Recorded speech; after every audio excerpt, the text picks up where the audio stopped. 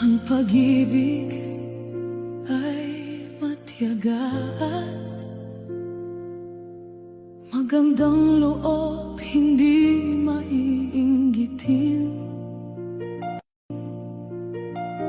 hindi mayabang, di mapagmataas, at hindi magaspang ang pag-uugali. Ito'y hindi makasarili, at hindi rin ito magagalitin.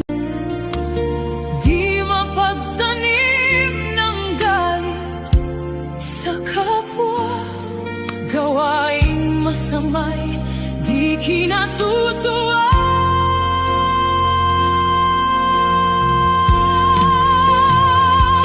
Kaya halina't punuin ating mga puso ng tunay na pag-ibig na mula sa Diyos. Dahil ang Kaniyang tinitingnan ay ang puso, hindi ang ating panglabas na anyo.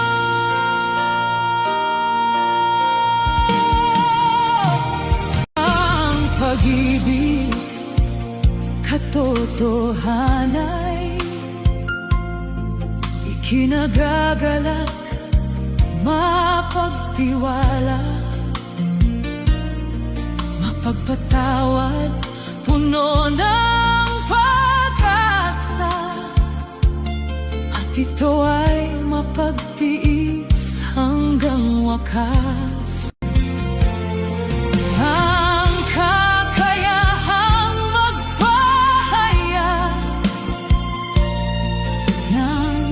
Salita ng Diyos matatapos, kakayahang magsalita sa mga iba't ibang wika'y matatapos, ngunit hindi ang pag-ibig ng Diyos.